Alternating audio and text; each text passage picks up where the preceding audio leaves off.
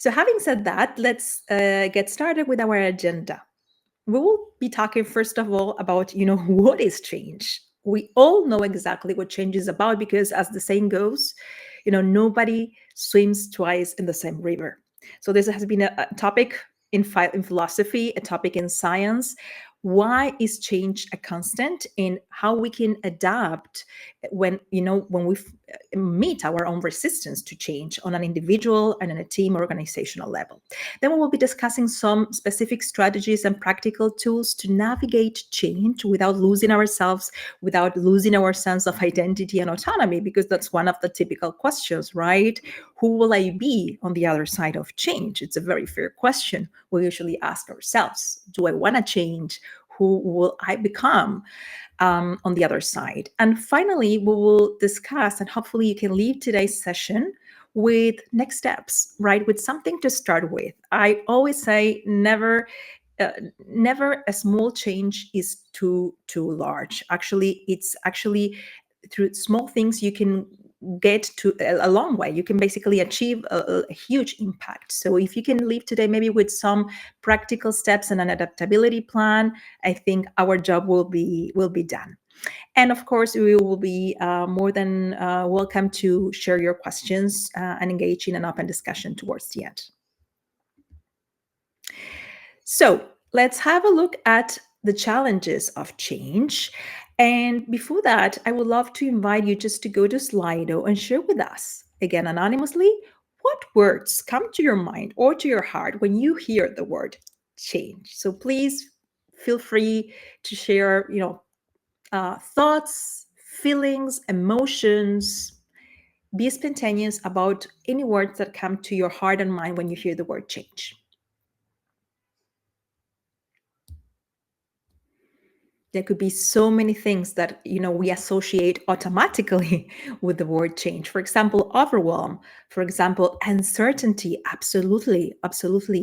In today's fast-paced world, we're exposed to very fast changes. And, in the workplace, things are changing all the time. We have maybe new leadership, companies merging one with the other.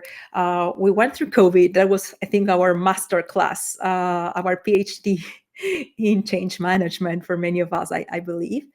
Trump, okay, of course, certain personalities or politicians can trigger, feeling of uncertainty or overwhelm. That's absolutely fair. As you can see in the cloud of words, the words that are getting bigger, it means that they have been voted several times. So it looks like uncertainty is a topic very connected with the word change. Difficult to make decisions. Absolutely. We need to make decisions, but we're unsure about the tools we have. We'll be able to manage the changes at work, the changes in our family members. Maybe we move to a new country. How do we deal with that uncertainty, right? Resilience. Excellent. Willingness. It's a great word. Thank you. Willingness speaks to us about our attitude to change. How open are we? How receptive are we to change? Do we see change as a threat or as an opportunity? We'll be discussing that distinction in a minute.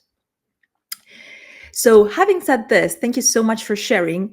Let's start by understanding why change feels difficult. And I have to say that change is not only psychological. Actually, it's deeply biological. Our brains, whether you believe it or not, are actually designed to prefer routine, stability, predictability, because this is how we keep energy. This is how we typically thrive. This is what makes life predictable, right? However, when we are faced with a new situation, you moved to a new country, you just got promoted to a new role, something important is happening in your company, a big announcement happens. It's very common in many of us that the amygdala or the safety brain kicks in. And actually, the safety part of the brain usually is responsible for triggering the fight, flight, or freeze response. I'm pretty sure that you have heard about the stress response of the body before, right? But basically what happens is that, let's say your leader tells you, okay, John, As of next Monday, you will be in charge of a new project. You've never been in charge of something like this before. We trust you, and this is going to start very soon. So it's an opportunity for you to learn, but it's also sometimes an opportunity for getting into this fight, flight, or freeze mode. So the basic takeaway here is that resistance to change is absolutely normal, and it's not your fault. When we believe this is our fault to resist change, typically this takes us to feelings of shame and guilt, and we close, right? We close to the opportunity to learn, to ask for feedback, to learn new things in this process of change. So the invitation here is to step into the field of change, understanding that your resistance is actually embedded in your biological system. But the good news here today is that when you understand how your brain works, you can actually take steps to re-engage your rational brain, your prefrontal cortex, and handle change much more efficiently, right? So we will be discussing some strategies in the session today. Now, why change is hard? This is the big topic today, right? So let me ask you this question. When was the last time you felt unsafe or you felt unsettled by a change, right? Something that happened in your family, something that happened in your city, in your community, in your country, or even in your workplace. Just take just a moment to consider when was the last time you were exposed to a situation that really caught you off guard. And the reason why change involves, this challenge out to our sense of safety is because it takes us to an unfamiliar territory. It will definitely trigger in many of us these feelings of anxiety and fear. So I can recall this example of a client of mine. He was a baby boomer, a very talented leader and professional with lots of years of experience, right? And one day, his manager comes in and says, "Okay, next year we will be starting to implement a new software, right? Which will involve a lot of changes in how we do things in this company every single day." And as you can imagine, baby boomers are not that comfortable, generally speaking. It's not true for everybody with new technologies. So it involved, learning to thrive and learning to do the same things in a complete different way with new procedures and again with a new software, right? So one of the things we work in the coaching sessions was how he could regain the sense of safety and control, right? And of identity, because if I have typically been successful doing exactly the same things in the same way, how will this change in my company, in work dynamics, and in procedures? Challenge, for example, my reputation, or my sense of self, or my relationship with my partners, or my ability to be successful. So again, this is only an example. Think in your situation. What has been recently challenging your sense of safety, sense of control, or identity? And please feel free to share in the chat box as well if you're in LinkedIn, maybe just to have an idea of different examples. Now, I would like to take you now to the Kubler-Ross change model curve. If you come from the field of therapy or psychology, like is my case, you probably find this model familiar, right? This model is a framework that comes from the field of grief management, right? And it typically has helped us understand the emotional journey that people often experience when they face loss, when they face, for example, the loss of a loved one, or they are in a very deep and sometimes sad transition in their lives. But the good thing about this framework is that it's totally applicable to think or reflect how we can actually react to personal changes or even organizational changes on a systemic level. So again, like my client, right, when he came to me for the first time, he was absolutely in the first stage of shock, right? He was totally unhappy with the announcement of the leadership. And usually when we get into shock, again, this triggers the fight, flight, or freeze response that we mentioned before. And when we are there, our rational brain goes offline. So these great abilities for which we have been hired, such as decision making, conflict resolution, creativity, are lost, at least temporarily, unless we do something to go back to our, safe zone again.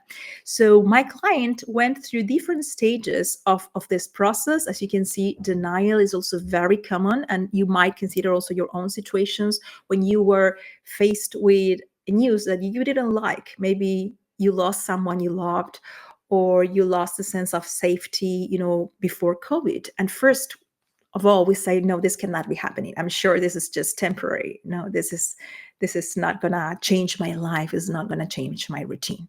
But at some point, as we move forward and reality sets in, because in the end of the day, it changes how we dialogue with reality. When reality sets in and we start to notice that this is happening, whatever change that is, the loss of a loved one, a restructuring in your company, something new happening in your community, then frustration is also part of the equation, right? For some people, it can also take the shape of depression, feeling hopeless, feeling that there's even not motivation to wake up in the morning, or not even motivation to try something different. With my client, it was exactly like that. In the beginning, he was, struggling between the frustration and depression stages towards this new software and all the changes this involved after 20 years in the company, doing things pretty much in kind of the similar way, until finally someone invited him to experiment, right? Just to experiment with these new tools, with the new software. And he slowly understood that there was a lot of positive behind the software. Of course, he had to change, we had to face the risk of making mistakes.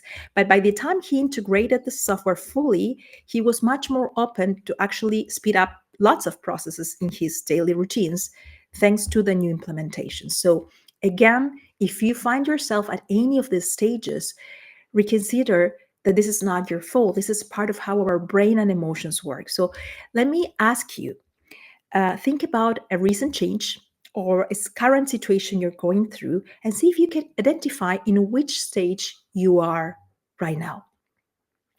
And again, think about it, write about it on a piece of paper, or maybe we can share it later and discuss what would help you to move forward to the next stage, because again, this is possible. So we have discussed about resistance to change. We have discussed that basically there's only one thing in the world that is inevitable, and that's change. Change is going to happen. We will grow up, we will move, we will get sick, our children will grow, companies change. This is part of the reality. So what do we do about it? And what tools can we implement just to make it not only less painful, but actually enjoyable and an opportunity for growth? So I always like to mention adaptability as that hidden superpower in a world that won't stop changing. So if you tell me, Natalia, what would be one single tool you would recommend, or one single quality you would recommend people to train, that would be adaptability. What is adaptability? So imagine yourself, as a sailor in the middle of the sea. Some days the water will be calm and you're really enjoying yourself in your little boat, but some days, the wind will blow and it will change without asking for your permission, without warning, right? You will never be able to control the waves. All you can do is adjust your sails. That skill, that ability to maintain yourself in a serene state of mind and adjust your sails, that's what we call adaptability, right? And again, nowadays it's no longer optional. Whether we like it or not, it's an essential tool, an essential quality, right? Now, I think it's important to understand what adaptability is not. Adaptability doesn't mean you're weak, right? A typical comment I get from my coaching clients is, adapting means, giving up who I am, or just giving up all my potential just to adapt to a new situation at work. No, I would say exactly the opposite. When you work on your adaptability skills, you are working on your own strength, right? Because it takes a lot of courage to face a new situation, to shift the course, to adjust, your sails and let go of control. Because as we talked about before, it's about letting go of control when, again, our brain tells us, try to control everything. We like predictability. We don't like change that much, right? So adaptability is a sign of strength, and it's about meeting every new situation in your personal or work life with intention. Again, it's not about tolerating bad behavior. Actually, your relationships will grow. As you can see, that's one of the topics around the concept of adaptability, is that our relationships improve when we are flexible enough to set boundaries and at the same time, conserve or keep our sense of identity during those changes. So, having said this, let me invite you to share with us in the next slide one challenge you would like to work on today. It could be a personal related challenge.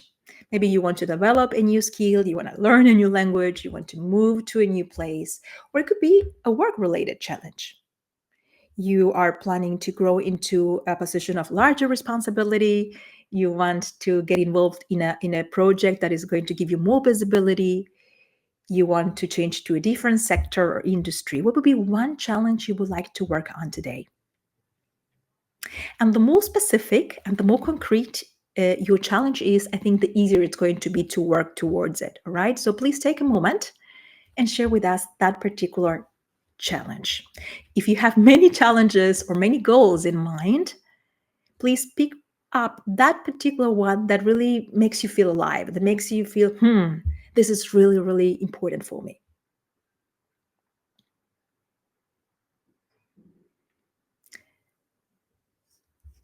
Okay, I see some answers coming in. If you see me looking up, it's because I am using two screens right now. So, for example, balancing time with my young kids and an intense work schedule.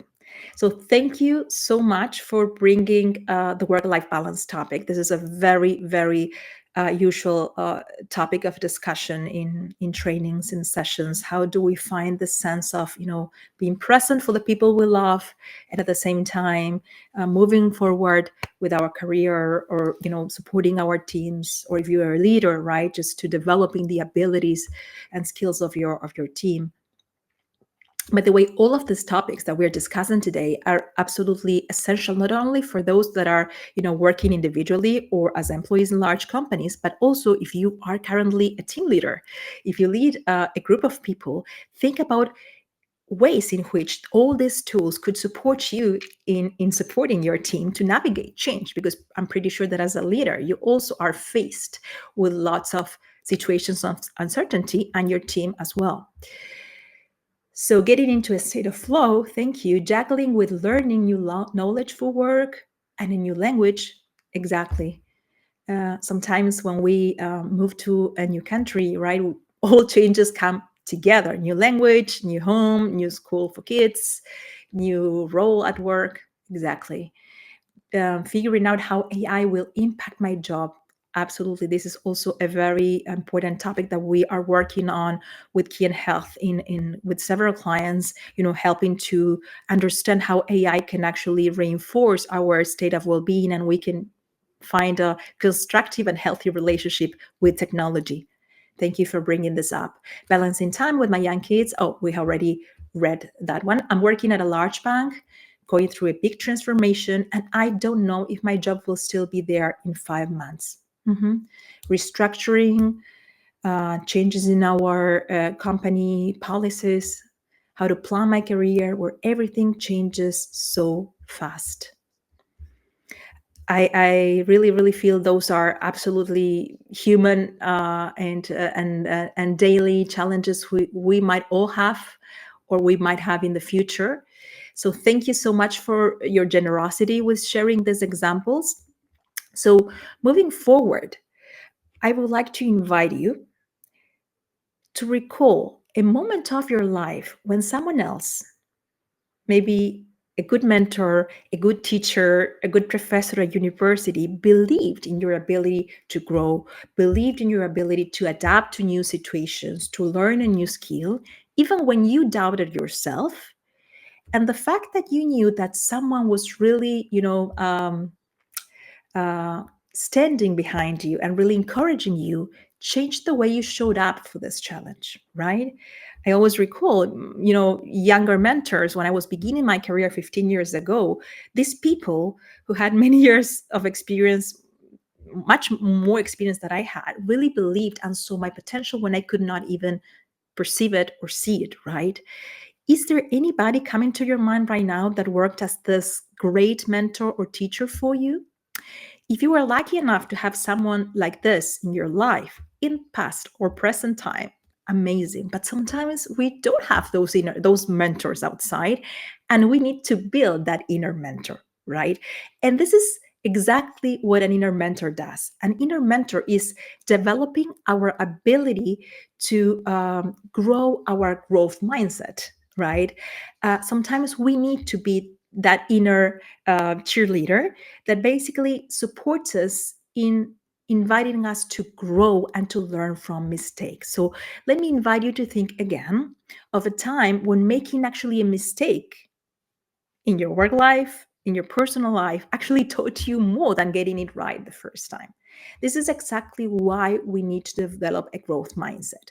When we are aligned with this paradigm of growth mindset, again, we see challenges are opportunities. We embrace failure, or at least the risk of failure, as part of the learning process. And this can show up with phrases like the ones you can see in the screen, like, I will figure this out as I go, right? I don't know what's going to happen with my restructuring my company, but I believe I will know how to ask for help. I believe I will know what to do if my position is eliminated. I believe I'll know how to ask for feedback, right? Also, it's embracing the idea that in order to become an expert in any field, you need to be a beginner.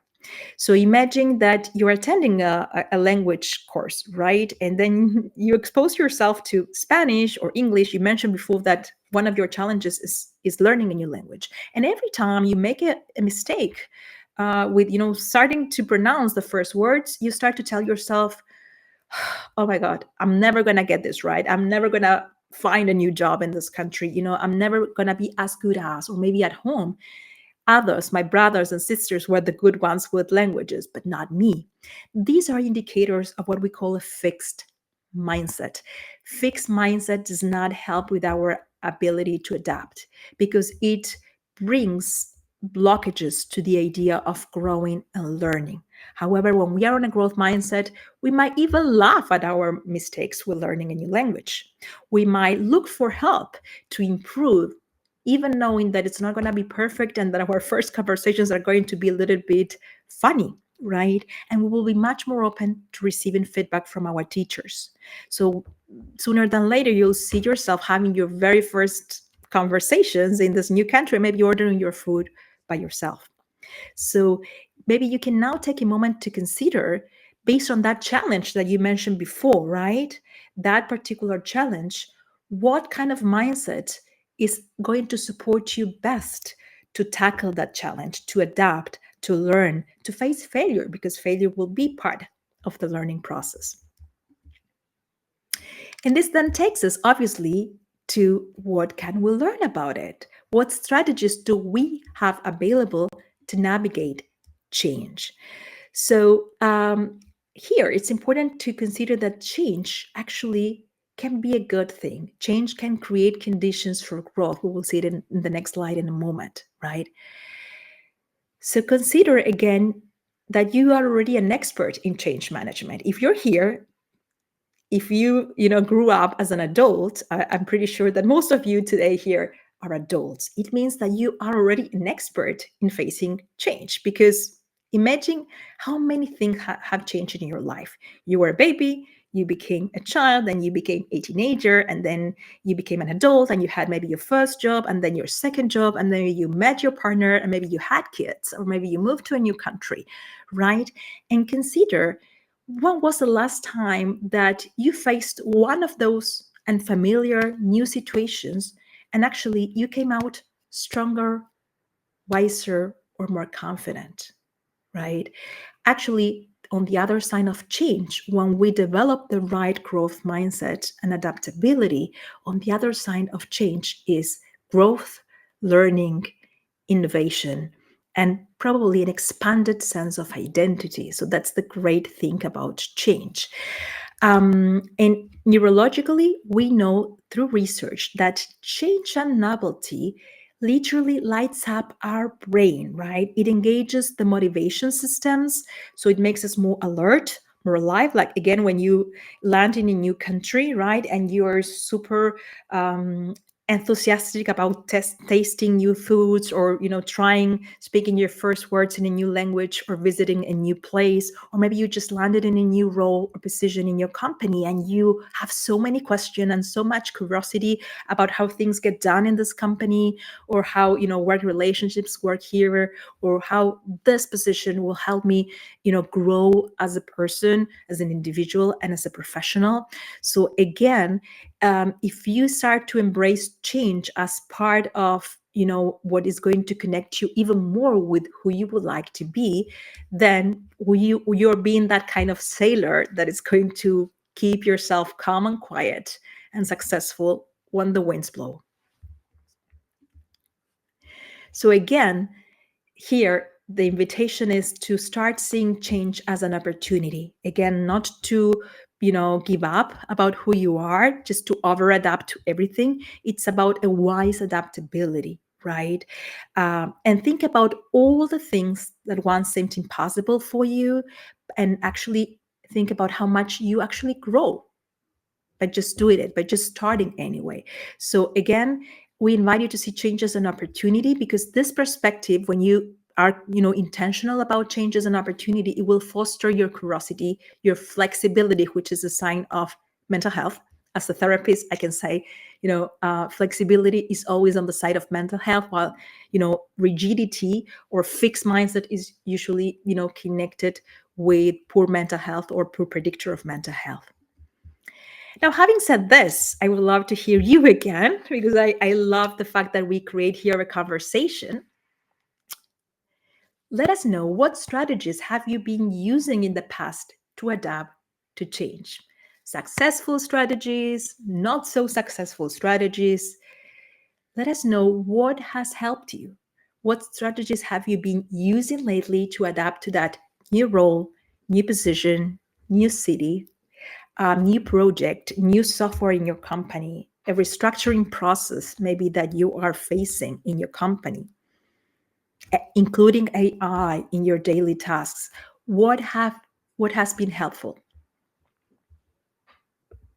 So I'm going to be silent for a few seconds so that you can share. And again, there's no right or wrong answers. Remember, adaptability is a process. It's not a destination, right? And it comes from trying and making mistakes and learning from them. So actually, whatever strategies you have been using, even the ones that have not worked that well for you from your perspective, they're still teaching you something about who you are and what other strategies you might try instead, right? I love that strategy that you just shared, practicing gratitude. There's a lot of research around the positive impact of gratitude, because gratitude is a great antidote to perfectionism, right? I recognize myself as a highly perfectionistic person, and I have to be very intentional, very conscious about recognizing the small things that actually go well in my daily life, the small things that go well. I would watch probably this recording by the end of this session, and I will be picking all the things that did not work, or the things I did not say perfectly, right? So I have to be super intentional and say, hey, well, maybe not everything I just said was perfect, but this worked well, right? I did this in a good way. So that's about the power of gratitude, about seeing what is already working as a reinforcement to move forward. You're doing great. Love it. Thank you for that. No strategy, probably resilience and a lot of self love. Done my best approach. We will speak about self love in a kind of different way in a minute. We will talk about self compassion as also a strategy and a resource to reduce the pain during moments of suffering. So thanks for bringing that up. I tackle new things with openness, even the scary stuff. I think openness it's part of the adaptability set and strategy, as well as curiosity, because curiosity brings us to a beginner's mind, right? When we are already experts in a topic, we will be probably not that open to learn new things or even to receive feedback, or negative or not easy to listen feedback from our managers or from a peer or from a colleague, right? However, when we get into a beginner's mind, everything is an opportunity to learn. Everything is a gift.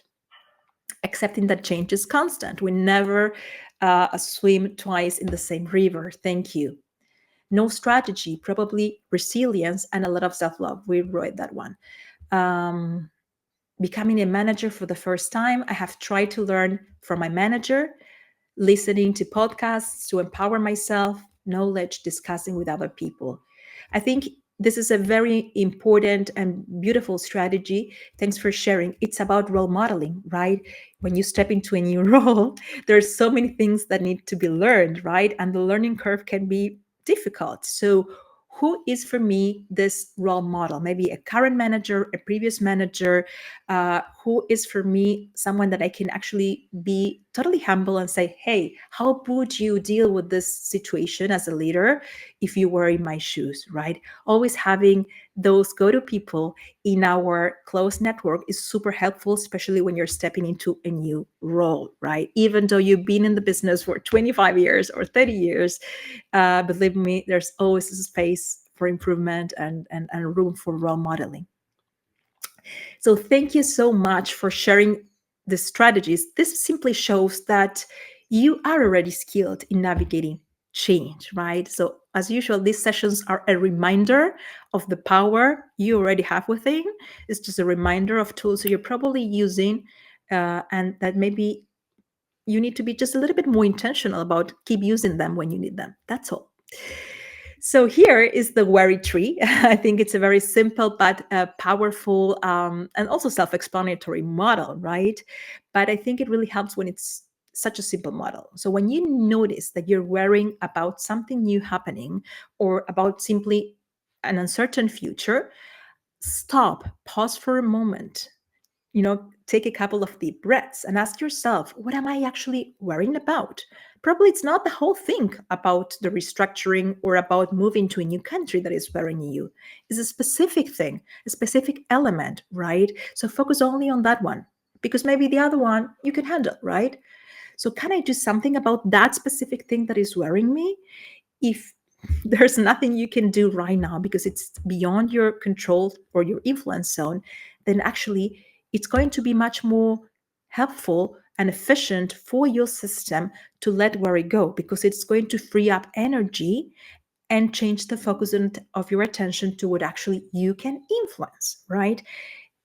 A global restructuring, or a change, or a restructuring in my whole company, maybe there's a lot of decisions are completely beyond my scope. So what can I influence? Okay, and how can I make a plan to adjust step by step to what to do in my role as the restructuring goes on, right? Who can I turn for help? What things can I ask? How can I contribute to my team feeling safe? If I'm a leader, for example, doing this restructuring process, how can I set up well-being conversations, for example, with that people, right? And then this is going to help you, again, to feel a higher sense of agency, which is also an indicator of health. When I feel I can move reality in a positive direction, it gives me the sense of agency and control that we all need to thrive.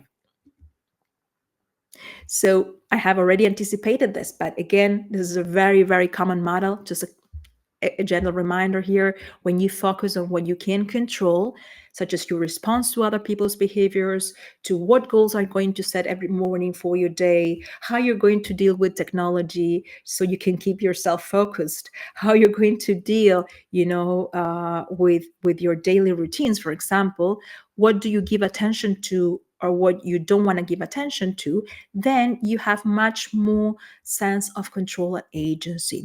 Model was especially helpful, I remember, during the COVID and then the pandemic.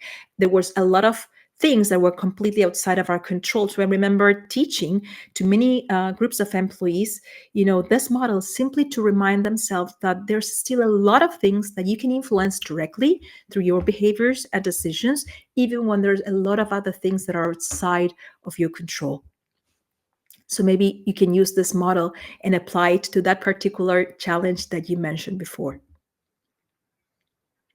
And since you're here, I would love to invite you to write down, if you want, your main worry, right? Considering that situation you shared with us before that is making you, feel uncertain, and ask yourself if there's anything you can do about it.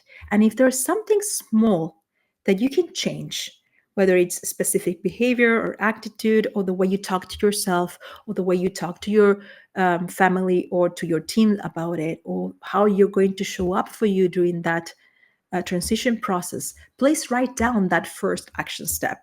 I always say it's much, much better one small step than that you actually take, as opposed to 100 beautiful steps of a plan that stays on paper, right? So always a small step is much, much more powerful. So I'm going to be silent for a couple of seconds so that you can write that down.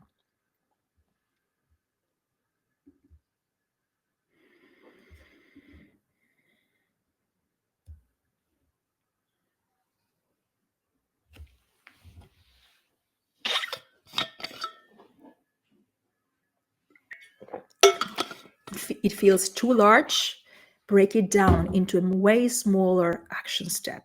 So it doesn't feel too small, but at the same time, it doesn't feel too challenging or too overwhelming, right? So just try to find that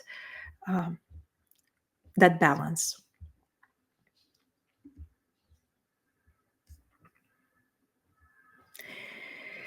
Okay, so thank you for taking the time. We will be now navigating the last section where we will be discussing about tools, right? What tools do we have available? You already mentioned some of those strategies and you're probably using many of them. So I want to remind you that breathing is a great strategy to regulate our emotions during difficult days or difficult times of our life, right? There's a lot of research. We're not going to be going into detail, but please look for it. There's a lot of research backing up the positive aspects of developing mindfulness or breathing techniques as part of promoting clarity, especially when we're going through high pressure situations or we are in challenging work environments. So I would like to invite you to try very briefly with me one particular breathing exercise that we call 4-7-8. So when we are really stressed, right? Typically our breathing tends to become too shallow, too rapid, and this makes the feelings of overwhelm or panic even higher, right? So what we can do in those situations is be much more intentional through this technique, so we can make our breath slower and deeper.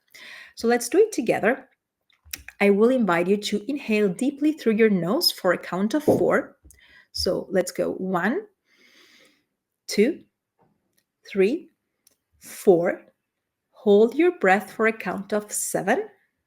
1, 2, 3, 4, 5, 6, 7. And exhale slowly through your mouth for a count of 8.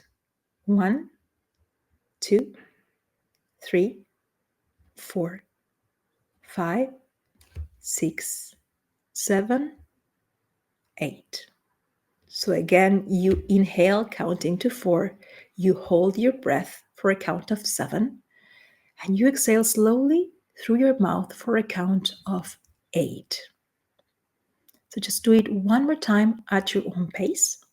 Inhale deeply through your nose. Hold your breath for a count of 7.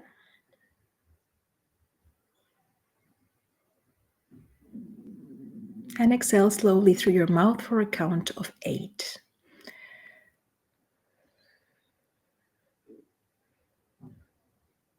Reminding yourself that this is a very simple technique that you can implement right before any big event in your life, maybe before a big meeting or during a difficult conversation or any time.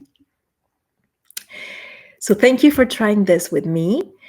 A second strategy is about taking breaks, right?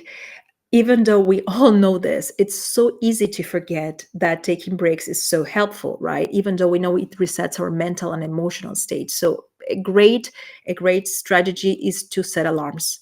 But again, if you have any other strategies that help you personally remind yourself why or how to take breaks in your busy daily life, especially if you have back-to-back meetings, please share with us in the chat box, so maybe other people get inspired with your examples.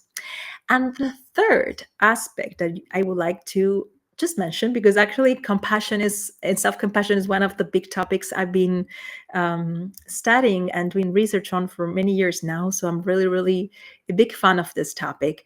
But for today, all I'm going to say is that practicing self-compassion is not only about being a good friend for yourself in your difficult times. It's actually an amazing way of rewiring your brain. There's a lot of research. I invite you to look up Kristen Neff, for example. She is a researcher from University of Austin who has been doing probably for 20 years now research on the psychology of self-compassion and how it impacts positively on our productivity levels, performance levels, and so on, and well-being in general.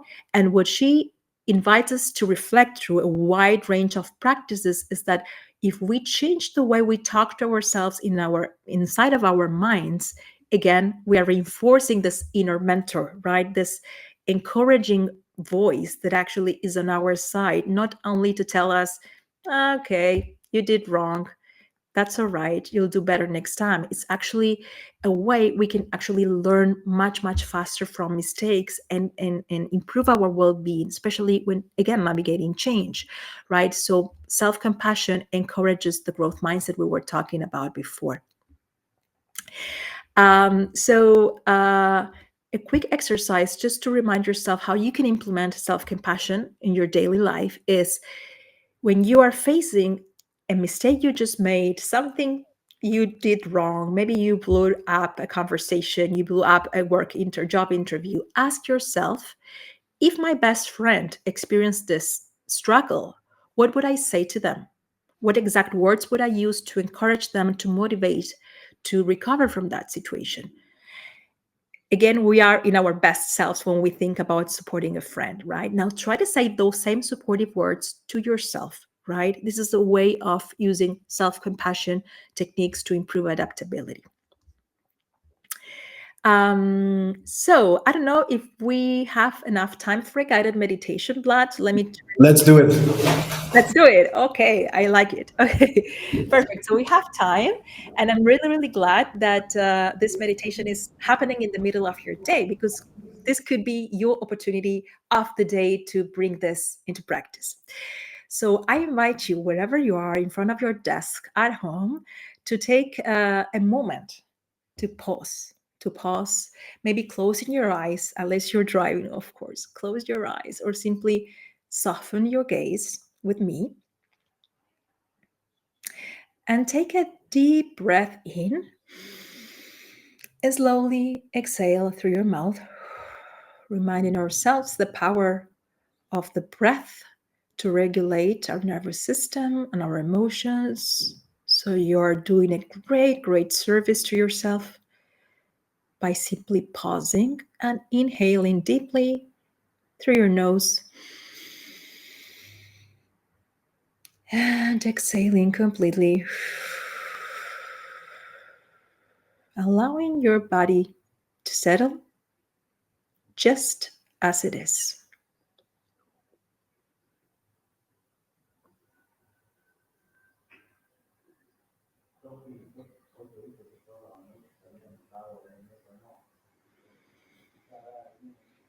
So bring to your mind a moment that felt particularly stressful or difficult at home or at work. And it doesn't have to be necessarily the biggest challenge ever. Just pick something that left you maybe feeling a little bit frustrated or unsure or worried. Could be a conversation, could be a meeting. Just take a moment to pick that situation.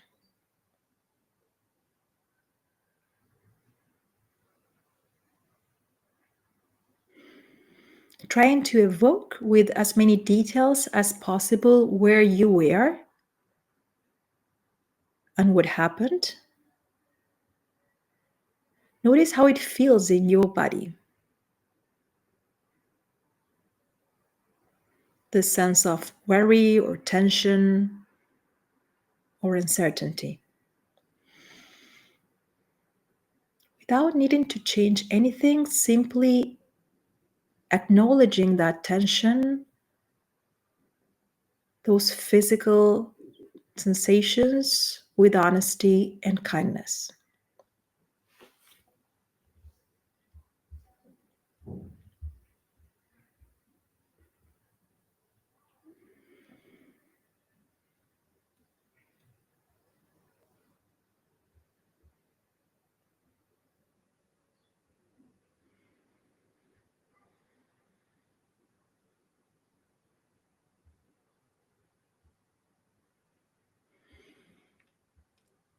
Now, silently say to yourself, this is a moment of difficulty, and it's okay to feel what I feel. It's totally normal to feel what I feel. I'm not alone in this. Other people experience moments like this too. So may I be kind to myself right now.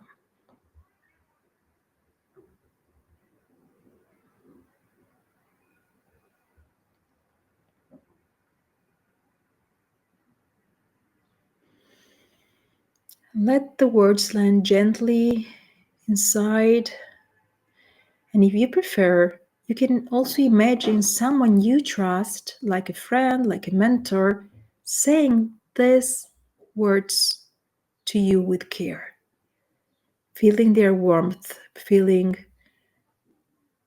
their empathy and understanding. Notice any blockages to receive kindness and compassion from others. That's totally okay if that happens. Simply notice how it feels like to be the receiver of a gesture of kindness from others. So you can take one more deep breath in, exhaling slowly, letting your body soften just a little more.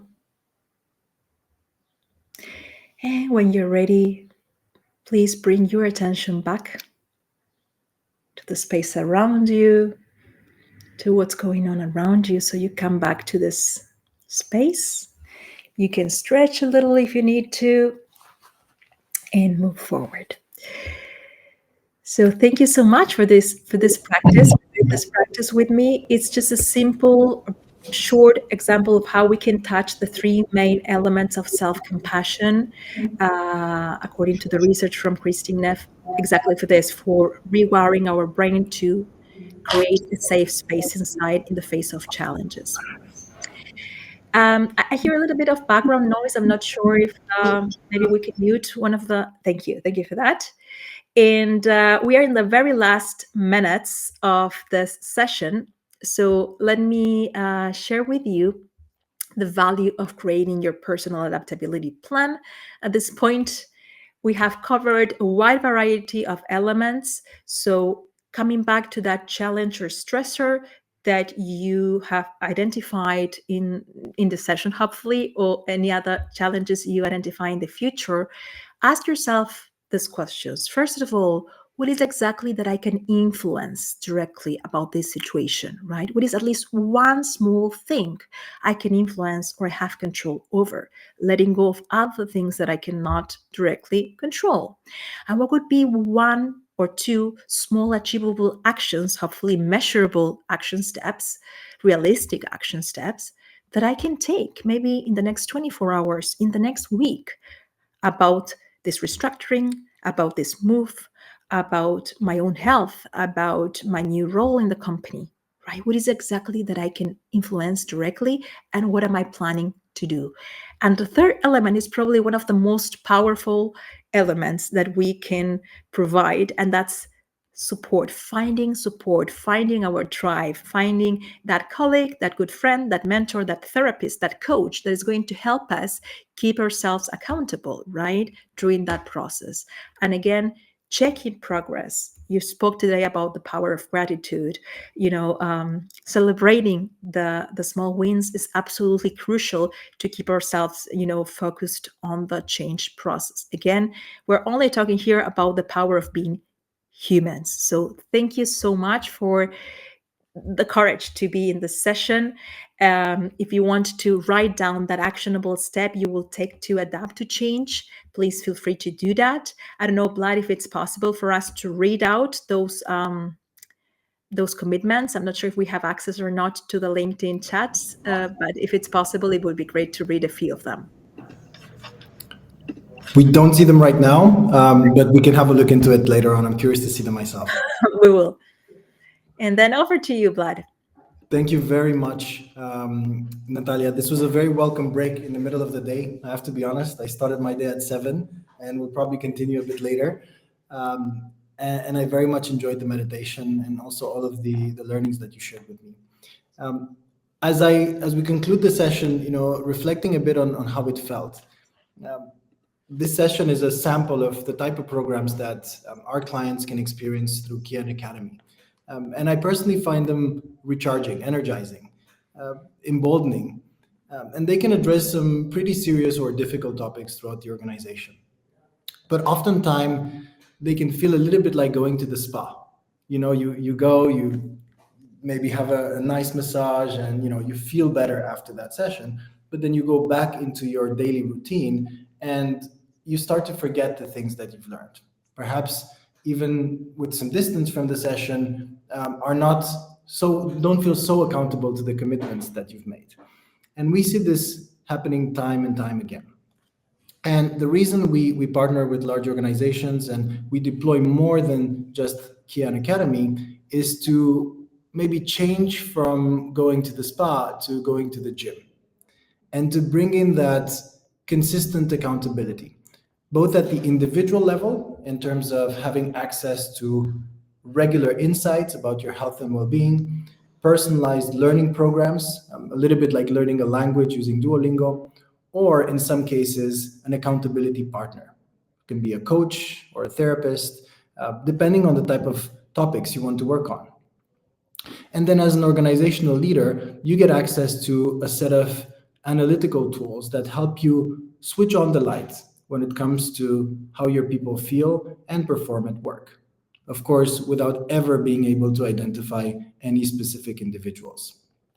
So the goal for the session today was to give you a sense of what the spa experience can look like at Kyan Health. And I want to thank Natalia so much for delivering this session on a very timely topic. But my goal would be to also use this as a kickoff point, and perhaps explore a partnership where we turn the spa experience into a gym experience rooted in accountability and progress as well. So with that, I would like to invite you to scan the QR code that is currently being shown on the screen. It's the last QR code you'll be asked to scan today, and it will take you to to a page where we'll be able to book a discussion. And in that discussion, we'll dive a bit deeper into what Kyan Care is, how it works, and most importantly, how it can be adapted to your current organizational context. Part of doing well-being well is there is no single approach. There's no cookie cutter solution to it. So in these calls, we want to learn from you just as much as we hope you learn from us. And if you found today's session inspiring, we would love to continue the conversation with you. With that, we are almost right on time. And again, I want to thank you all for taking time at the beginning of this afternoon to join us for this inspiring session about adapting to constant change. Thank you, everybody, and have a good day.